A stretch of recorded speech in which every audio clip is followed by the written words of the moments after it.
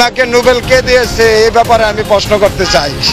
আমি ওনার মরণোত্তর ফাঁসিও চাইবো ইনশাআল্লাহ। আমরা মনে করেন না যে আমরা ছাইরা দিব। আমি এনসিপির ওখানে যাব। আমরা কোনো রাজনৈতিক কারণে যাব না, আমরা ভোটের জন্য যাব না, আমরা আমাদের অবদানের জন্য যাব। পদত্যাগ করলেও আমাদের কিছু না, না করলেও কিছু না, কেননা উনি এমন একটা উপদেশটা আমাদের হয়েছে যে উনাকে যদি আমরা উপদেশ দেই তাহলে আমাদের ইজ্জতের ব্যাপার, বুঝছেন। উনি দেখেন 10 মাসে কি করছে, ওনার কয়টা মামলা খালাস নিচ্ছে। ওনার 7টি মামলা ছিল, 666 কোটি টাকা শ্রমিকের অর্থ আত্মসাৎ একটা মামলা। এই মামলাটা উনি সুন্দরভাবে খালাস নিছেন। ওনার সব খালাস, এখন উনি অবসর নেবেন। উপদেষ্টা পদত্যাগ করে আল্লাহর হস্তে যাবো গা কই, ফ্রান্সের রাজধানী প্যারিসে। উনি কি 10 মাস নিজের টেয়া ব্যয় করে খাইছে? এই 10 মাস যদি উনি এই উপদেষ্টা না হয়তো উনি কি ব্যয় করে খাইতো না? উনি একজন শিল্পপতি, রাষ্ট্রীয় কোনো সুবিধা ছাড়ছে? আমি রিক্সাওয়ালা ঘর ভাড়া দিয়ে থাকতে পারি না, মেট্রোর নিচে ঘুমাইতেছি, এই কথা কি উনি দেখবে? এগুলো আমাদেরকে কিস্তি দিয়ে একটা ব্যবস্থা করে দিচ্ছে যে ওনারা ব্যাংকের ঋণ নিচ্ছে 50 বছরে দিব, আমাকে কিস্তি দিছে সপ্তাহে 7 দিন পরে পরে দিব।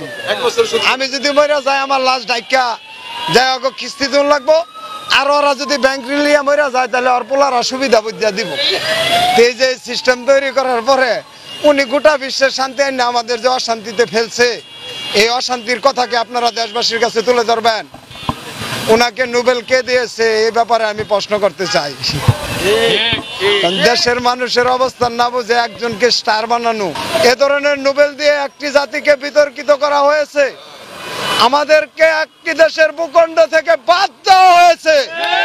একটি স্বাধীন দেশে কোন স্বাধীনতার স্বাদে আমাদের ভোগ করতে দেওয়া হয়নি এই সব নোবেল বিজয়ীদের জন্য। আজকে আমি ওনারে একলা বলবো, ওই ফজলে হাসান আবেদ আছে, উনি কিছুদিন আগে মারা গেছে। আমি ওনার মরণোত্তর ফাঁসিও চাইবো ইনশাআল্লাহ। আমরা মনে করেন না যে আমরা ছেড়ে দিব, কারণ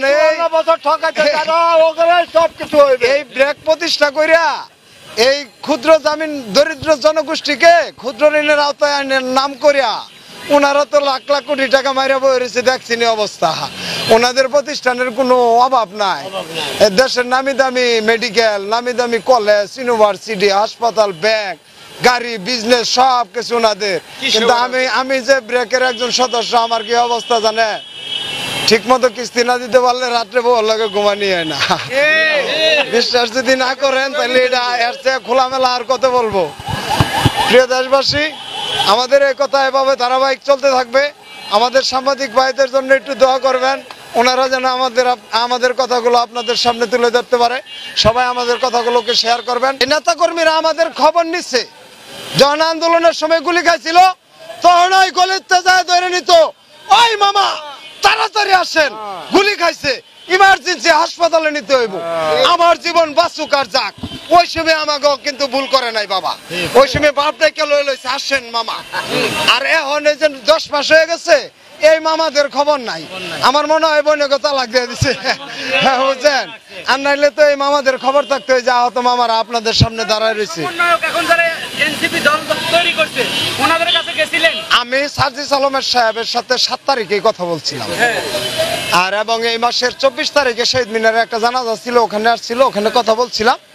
উনি আমার কাছে আহতদের সন্ধান চাইছে।